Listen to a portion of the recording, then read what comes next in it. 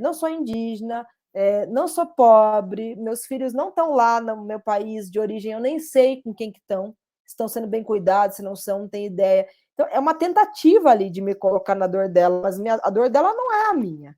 Né? E é uma tentativa que é difícil, mas ela tem que ser feita ali. E, e aí eu acho que esse exercício de empatia ele tem muito a ver com a escrita também. Porque quando você escreve, também é uma tentativa ali de empatia, nesse sentido de alteridade, né? De você se colocar no lugar do outro, de você se deslocar desse lugar que você habita para ir até o lugar do outro e tentar, inclusive, se enxergar através do olhar do outro, né? A alteridade é isso, e é isso que eu tento fazer como defensora pública e como escritora, né? E, essa assim, eu sempre senti que a maternidade era uma ponte de empatia e de alteridade entre mim e as presas. E é engraçado como isso realmente ali, assim, por um breve momento, uma mãe falando com uma outra mãe, né? Mas é engraçado como é totalmente artificial essa ponte. Ela existe, né, do ponto de vista ali afetivo, ali conversando, mas como tem um abismo social que me separa daquelas mulheres, né? Eu me lembro que quando eu estava grávida do meu filho, acho que as 2 vezes, eu atendi em presídio. Acho que mais quando eu estava grávida do meu filho. Porque aí eu participei de um mutirão e era um mutirão de mulheres, só de atendimento de mulheres presas. Então, passei ali meses, toda semana, indo e atendendo as presas. E muitas estavam grávidas, outras com um bebê no braço, e aí, né, depois eu já com gravidez aparente, né, então ali você sentava, uma grávida, outra grávida do outro lado da mesa, né, ria, tal, aí, quanto tempo você tá, e aí parecia uma conversa de mãe em consultório ginecológico, sabe? Você tá de quanto tempo? Ah, tô de 7, eu tô de 8, nossa, mas tua barriga tá grande, né? Tá. Não, a tua tal. Teu primeiro? Primeiro. Não, não é o primeiro. Aí, quando eu estava grávida do meu filho, não era meu primeiro. Então, e normalmente o delas também não era o primeiro. A pior parte é não dormir, né? E tal. E aí ficava essa conversa de mãe. E aí eu sentia que elas ficavam muito soltas, assim, muito realmente como se fosse. E aí, bom, aí uma hora essa conversa de mãe acabava, e aí pegava ali o papel com a pena e falava, vamos lá. Então, você está presa por isso, você vai ficar. E era impressionante como era uma ruptura naquele diálogo, porque é como se eu estivesse ali brincando e ali naquele momento se abrisse aquele abismo social e de tudo, né, que me dividia delas, né? E aí, naquele momento, eu era defensora pública, que ia voltar para minha casa, que tinha lá o quartinho do bebê esperando, as roupinhas na gaveta e tal, com minha casa super estruturada, com tudo, minha outra filha lá me esperando, bem cuidada e tal.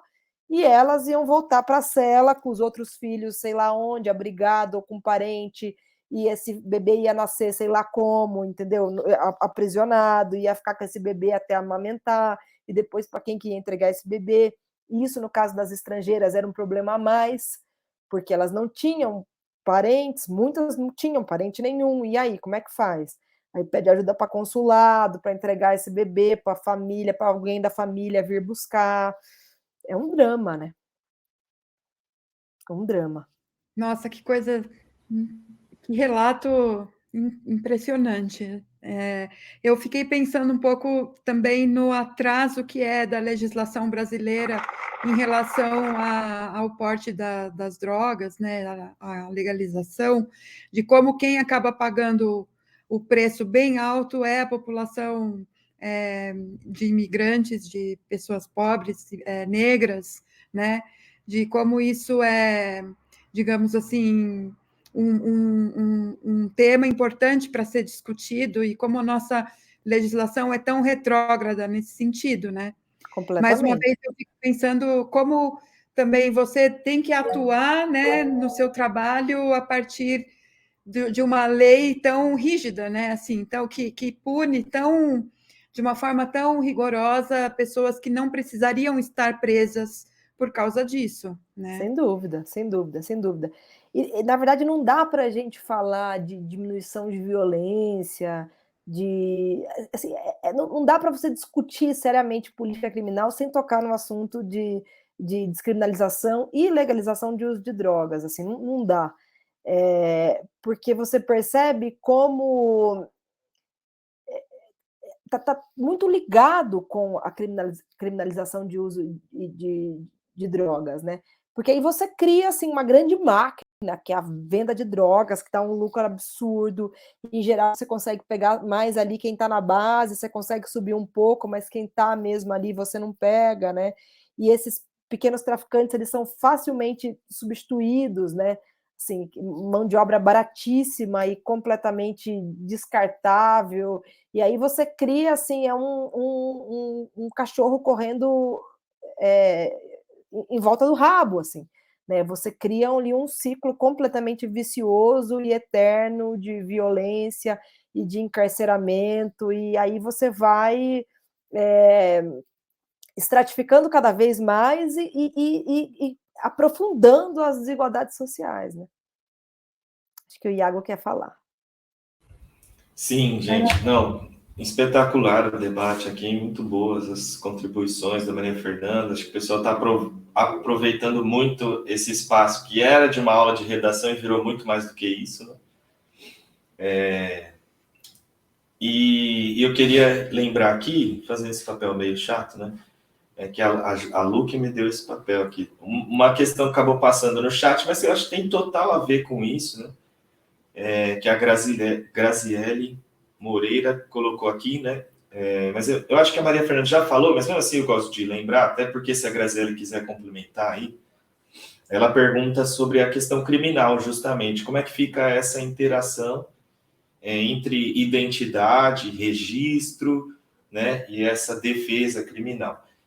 Eu acho que, pelo que a Mariana Fernanda diz, assim, me lembrou muito Lélia Gonzalez, quando ela fala da interseccionalidade, né? Então, não tem como a gente falar de nenhum tema social sem esquecer dessa tripla discriminação que uma mulher negra sofre, né? Que sofre do racismo, que sofre do machismo e que sofre por conta da sua condição de classe, né? E como que isso tem a ver, por exemplo, com esse tema que a gente está debatendo, Maria Fernanda? E também queria lembrar aos alunos, quem quiser falar, gente, se animem aí, porque a gente também está chegando aqui num tempo que seria, pelo que a Lu me disse, um tempo limite aqui também da participação da Maria Fernanda. Então, quem quiser falar, anotou alguma perguntinha aí, né? Aproveita, beleza? Enquanto ela responde aqui a pergunta da Graziele.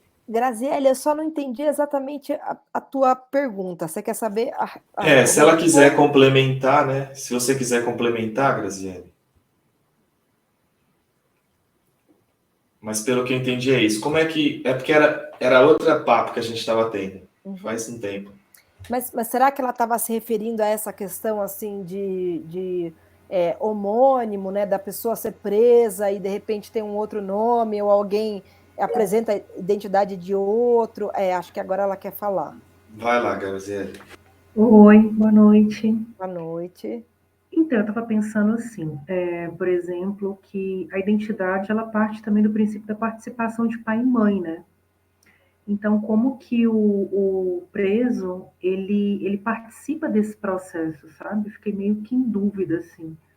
Eu faço esse registro e a participação dele, como que ocorre, assim? Às vezes até...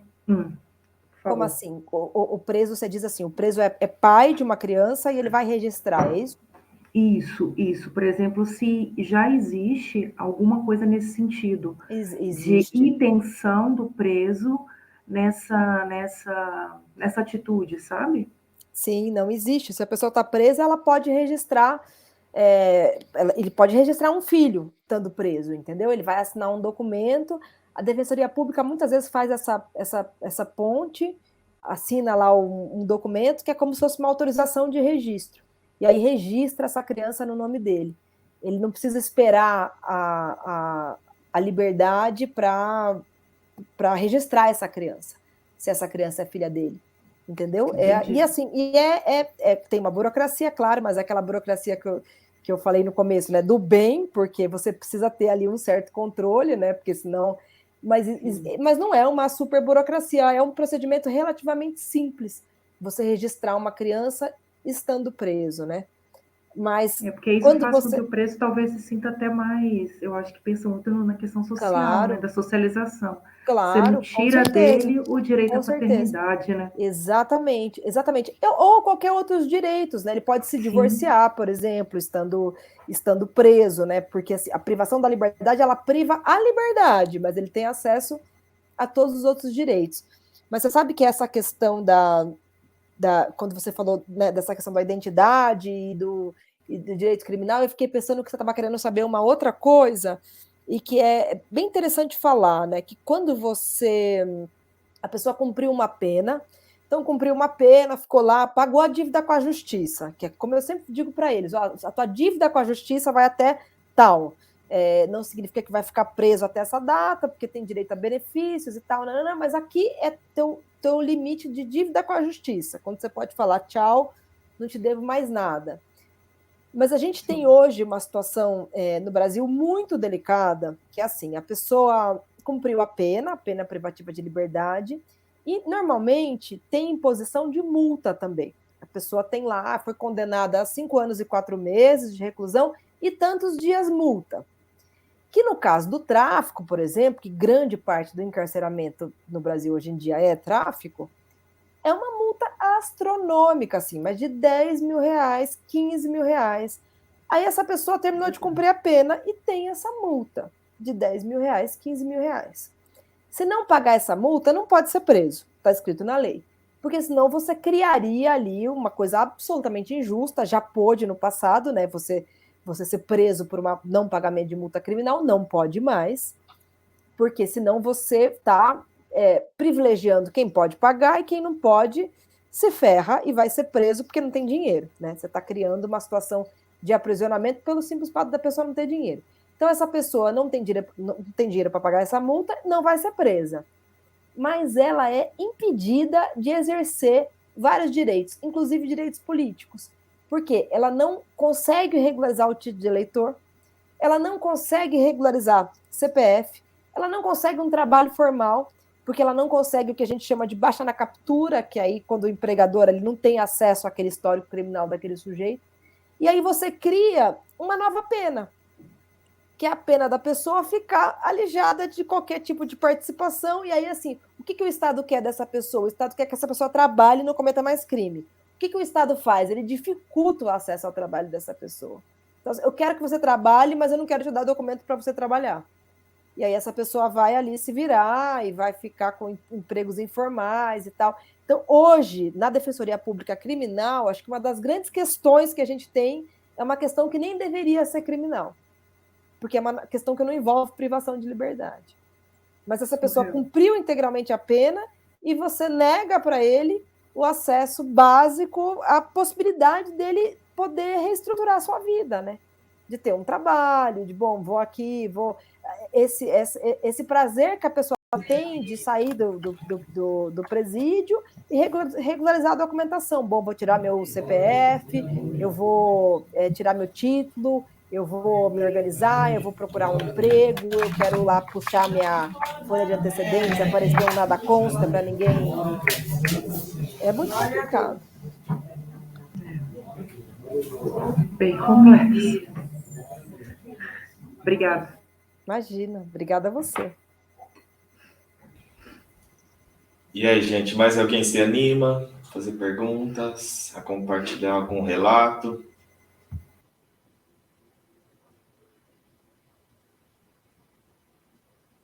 Eu estava gostando de ver o rosto da Graziele. Eu também. É isso, fiquem à vontade. Muito bom ver o Grego também. Sim, o Grego também. Eu Bom ia dizer, claro, porque a gente, na verdade, a gente já se acostumou com esse esquema. Então, quando alguém liga a câmera, é sempre uma aparição, assim, eles têm um rosto, assim, isso é ótimo. E, bom, é isso, gente. Alguém mais gostaria de fazer algum comentário, falar alguma coisa? Aproveitem. Fazer perguntas, não sei, o que vocês quiserem. Eu tenho também uma notícia para dar para vocês e um pedido. Vamos ver. Vou esperar mais um pouco, se alguém quer mais. Eu vi, por exemplo, a Fátima, eu tenho uma aluna que mora no Paraná, e eu vi que a Fátima ligou a câmera rapidinho, ela desligou. Fátima, pode ligar a câmera? Tudo bem, querida? A Fátima mora em Maringá, né, Fátima? Olá, boa noite. Tudo bem? E Boa você? noite, Tô com Fátima. saudade do seu rosto aí. Eu também com saudade de ver seu rosto. Estou feliz que você tenha conseguido vir hoje. A Fátima tem 3 crianças, né, Fátima? Sim, agora Olha. com muita bagunça. Sim, Sim, né? criança e bagunça. É isso aí. O que mais, pessoal? O que mais? O Maria Fernanda, a Fátima é uma pessoa que se formou no PLAC e agora está no cursinho. Então é muito legal o nosso projeto que tem essa... Tem, né? Pessoal que já está falando português bem, legal. aí Sim. pode entrar para o cursinho, né? Puxa, que legal. É tão maravilhoso esse projeto de vocês, tão maravilhoso. A gente você gosta sabe muito. que isso é uma questão nos presídios também, porque eu já atendi algumas mulheres, algumas estrangeiras, que elas queriam estudar, né, para poder ter remissão até, né, que a remissão é um direito que a pessoa tem, a cada tantos dias trabalhados ou estudados, você tira um dia de pena, mas para você estudar no presídio, você tem que saber português. E ela me dizia assim, mas como é que eles não me deixam entrar na escola para eu aprender português? Como é que eles exigem que eu saiba português se eles não me deixam entrar na escola para aprender português? E ela tinha toda a razão. E não tem uma regra lá que não pode, só se você... Então, elas têm que aprender a falar português na raça ali, se virar para conseguir entrar na escola.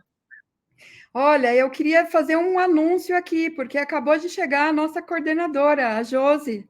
Ela acabou de chegar, ela disse que estava dando aula, mas aqui no chat, e ela é a nossa coordenadora geral do curso. Quer dar um oi, Josi? Aproveita. A gente está aqui com a Fernanda. Tudo bem? Boa noite, Oi, Fernanda. boa noite, Josi. Aí, tá? Obrigada. Prazer ter você aqui. Olá, gente bonita. Para quem não me conhece, eu sou a Josefina, uma das coordenadoras do curso. Estou feliz que essa sala está cheia de gente. Estou feliz aqui pela organização. Obrigada, Luciana. Obrigada, Iago, aí, por organizar esse círculo. E vou estar aqui junto com vocês para aprender também, que eu adoro essas coisas, tá bom? Obrigada, Josi. Obrigada, gente. Obrigada. Queria aproveitar, então, Lu, não surgiu nenhuma pergunta, mas ainda está aberto, gente, né? A Maria Fernanda diz aí também qual é o limite, né? Mas queria aproveitar a participação da Josi e essa fala, Maria Fernanda, para a gente refletir sobre a questão das pessoas imigrantes, né? E que se encontram, vamos dizer assim, em diversas situações conflituosas em relação ao Estado, né? Uma delas é essa pessoa podendo ter cometido algum crime dentro do território nacional. Isso é uma situação, pessoa presa. Queria que você, se puder, né, falar um pouco mais sobre isso. Né? Agora também, eu queria lembrar uma coisa que a Josi ensinou bastante para a gente, principalmente os professores, né? Nós temos espaço de formação para os professores também, dessa diferença da gente pensar em uma pessoa que é ilegal. E na minha infância eu fiquei muito com essa cabeça, né? Uma pessoa ilegal, tem a música do Mano Tchau, né? Clandestino. Então, assim, como se a pessoa fosse ela mesma, né? Ilegal, que é, sei lá, o antônimo de legal, a pessoa, tipo assim, né? Contraventura, ela nasceu assim, não. Mas para uma mudança na nomenclatura, que é a gente pensar como uma pessoa indocumentada. E aí é uma pessoa que não é ilegal, ela só ainda não teve acesso aos documentos oficiais ali, né, do estado de registro. Queria que você comentasse um pouco sobre isso. É super interessante isso. Me lembrou uma história bem breve que eu vou contar para vocês, que foi assim, no curto período que eu não trabalhei com criminal. Toda a minha A minha carreira de defensora pública sempre foi no criminal, porque é a área de atuação que eu mais gosto, mas durante um mês eu não atuei com criminal, atuei numa área que se chama fazenda pública, que é você processar o Estado por motivos mais diversos. Precisa de uma medicação ali específica, o Estado não está dando, você processa o Estado. E nesse breve, porque em geral, assim, o meu contato com o estrangeiro é estrangeiro que entra pela. E é interessante isso que você falou sobre ilegalidade, né? Porque o ilegal é como se ele fosse indesejado, né? Como se essa ilegalidade, né, fizesse dele um ser indesejável, né? E aí eu trabalhava com essas pessoas, com esses estrangeiros que entraram no Brasil no viés da ilegalidade, né, cometendo um crime, né? Então, o próprio ingresso em território nacional foi o ingresso pelo cometimento do crime, né? E aí, nesse breve momento que eu fiquei nessa outra área de atuação, né, eu tive contato com um estrangeiro, uma situação assim completamente inusitada e diversa para mim, diferente de tudo que eu tinha vivido, que era uma família libanesa.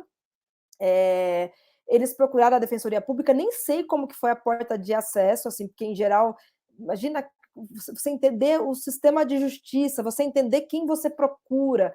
Eu sei que eles realmente entraram lá, conseguiram acesso à Defensoria Pública, e a situação era o seguinte: era uma família, pai, mãe, 2 filhos, eles eram refugiados religiosos, não me lembro agora que religião que era, acho que eles eram assim, testemunhos de Jeová, mas sofreram uma perseguição política lá e religiosa lá no Líbano, vieram para cá na condição de refugiado, eles tinham o RNE, né, o registro de estrangeiro e tal, e o menino de 16 anos queria prestar vestibular. Olha só como a situação que é.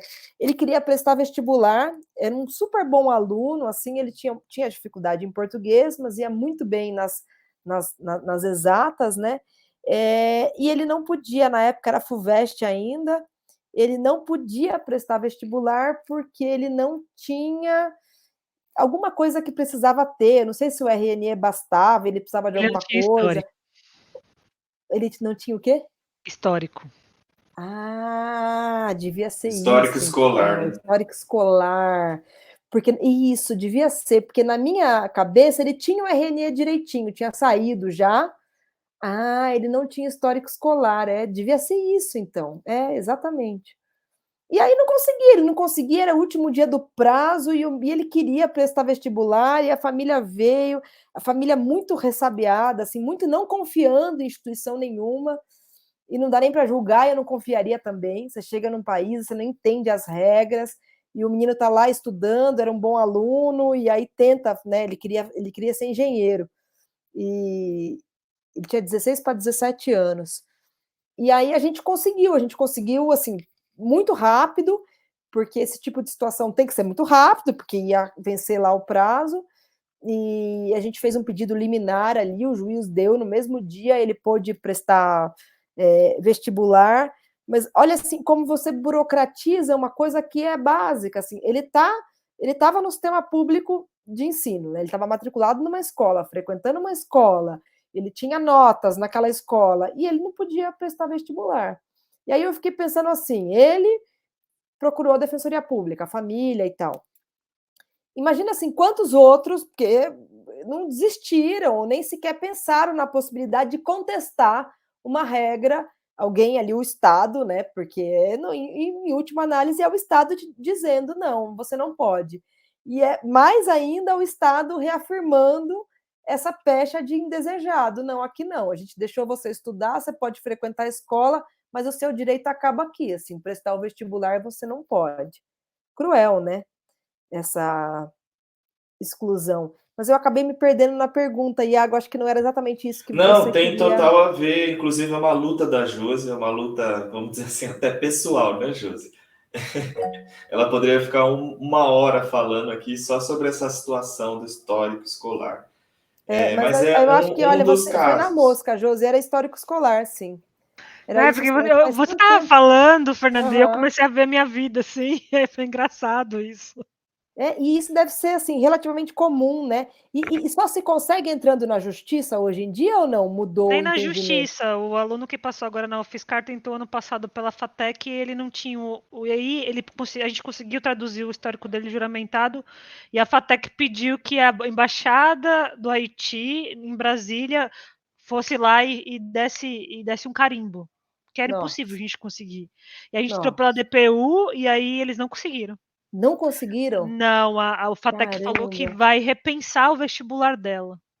caramba. Nossa, Ele entrou recentemente, mas por um vestibular para imigrantes, né? Era uma política afirmativa que criaram agora, primeiro ano da política afirmativa na São Carlos. Mas a FATEC não tem uma política afirmativa para que entre imigrantes. Nem, por exemplo, lá eles pedem para você, é super complexo, eles pedem para você somar todas as suas notas e você tem que comprovar que as notas do seu histórico estrangeiro, elas têm o mesmo valor que um histórico brasileiro. nossa. É muito Mas, e assim, complexo. e já não bastam todas as dificuldades que essa pessoa, assim, sair do país de origem, e aí você cria mais empecilho, assim, você cria mais, você vai criando mais dificuldades, cada vez mais intransponíveis, e cada vez excluindo mais, e cada vez essa pessoa vai se sentindo mais indesejada mesmo. O Estado fecha muitas portas. Agora, eu acho que também é bom vocês estarem escutando isso quando vocês virem algum colega que é estrangeiro tentando alguma vaga. É muito difícil, assim, um estrangeiro, um imigrante conseguir uma vaga, porque muitos dos lugares públicos não conhecem a lei, né, Fernanda? Muitos não Sim. conhecem a lei assim. Então, por exemplo, tem uma família de afegãos agora, levaram eles na escola, a lei fala que eles podem se matricular sem histórico, Uhum. mas eles não entraram na escola, porque o pessoal da escola não sabe da lei. Sim, sim, Então, sim. assim, isso é muito comum, e aí a gente precisa estar sabendo dessas coisas. Tudo que a Fernanda passar aqui de informação é muito importante, gente, para a gente entender os nossos direitos, para a gente entender como a gente pode lutar por Sim, esse mundo claro, melhor, para a gente poder transformar as coisas, porque senão a gente normatiza isso, né? É normal. Ah, ele não teve acesso à claro, escola, é claro. normal. O seu vizinho não teve acesso à escola, é normal, né? A gente Sim, não tem sim. acesso às coisas. Sim, sim. E o conhecimento do direito é o primeiro passo para a gente conseguir lutar por esse direito, né. Primeiro a gente precisa saber quais são os meus direitos, né. Exato. Super importante. É isso. Gente, Que bom que você veio. Também estou feliz. Cristiane tá querendo fazer Aí a uma gente pergunta. já encaminha para o fim, porque a Maria Fernanda não pode ficar mais tempo, né, pessoal? Então a Boa. gente já vai encerrando aqui rapidinho, já no Eu horário do peço relógio. desculpas até eu adoraria, é que eu tenho uma aula Vai que lá. eu assisto, que já começou, mas eu atraso um pouquinho, não tem problema. Senão eu Então ficaria vamos lá, muito mais tempo.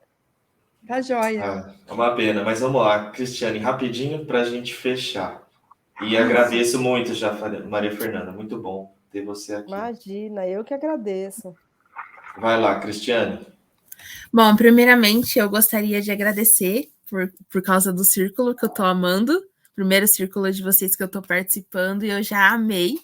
E eu queria contar duas histórias também relacionado a esse caso que vocês contaram de alguns alunos do ano passado. Um aconteceu comigo, o outro com uma amiga minha. Vou começar pelo da minha amiga, que a história dela é um pouquinho menor. Ela conseguiu uma bolsa no ensino médio mesmo, o último ano só do ensino médio, o terceiro ano no Objetivo, e por causa dela ter conseguido essa bolsa, ela não pagou nada no Objetivo, ela não conseguiu, acho que era a Unicamp que ela queria prestar.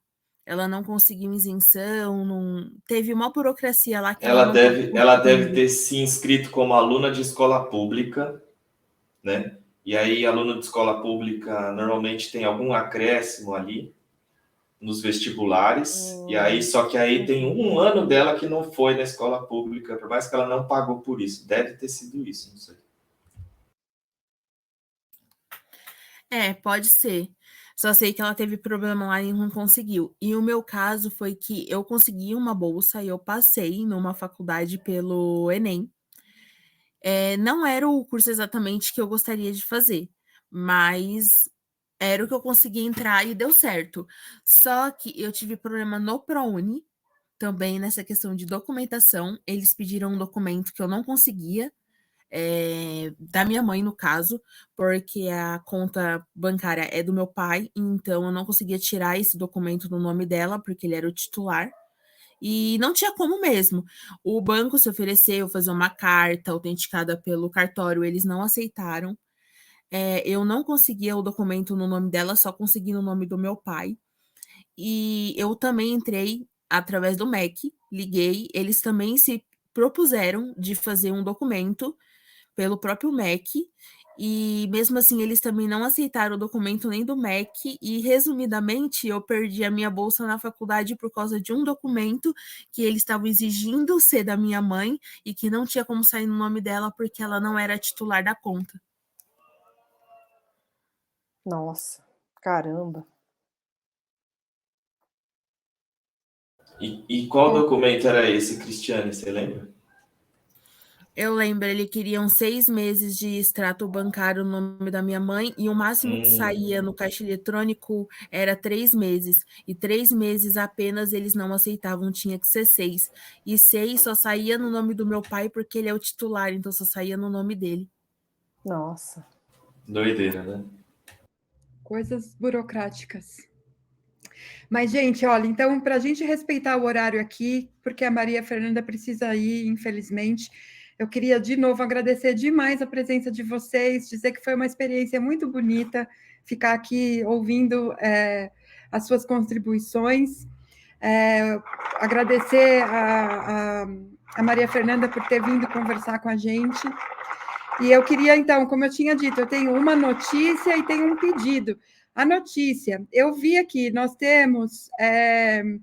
passamos lista de presença, né? Mas eu conferi, somos 25 pessoas. Todo mundo que veio hoje ao Círculo vai ganhar o livro de presente, ó. Tá aqui. Eu vou mandar para vocês. Depois a gente vai, e a outra coisa, o pedido, para a gente ter um registro desse encontro, eu queria pedir para quem puder, né, para quem tiver a possibilidade, de abrir a câmera para a gente fazer uma foto, um print da tela. O que vocês acham?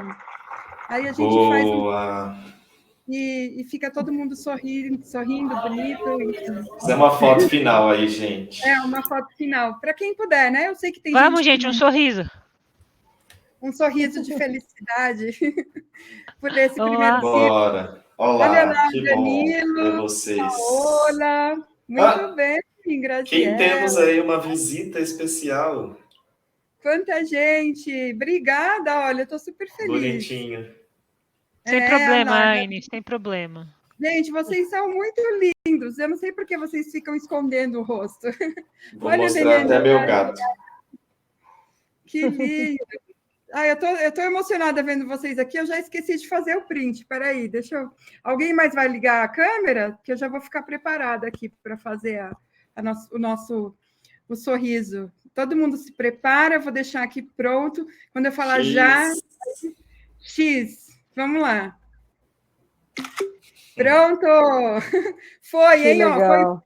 Gente, obrigada por terem vindo, obrigada por terem falado, por terem participado. Obrigada, Luciana e Iago. Foi ótimo. Eu tenho um último recado. Tenho um último recado também, mas aí Maria Fernanda pode... Maria Fernanda, super obrigada por ter participado desse círculo aí. Eu que agradeço, adorei. Passar essas informações. Ótimo. As perguntas, o debate. Obrigada mesmo, viu? Boa sorte para todo mundo. Adorei. Para você adorei também participar. nessa sua estrada aí, viu? Estamos obrigada. Obrigada, beijo, Maria gente. Fernanda. Tchau. Beijo. Tchau. Valeu demais.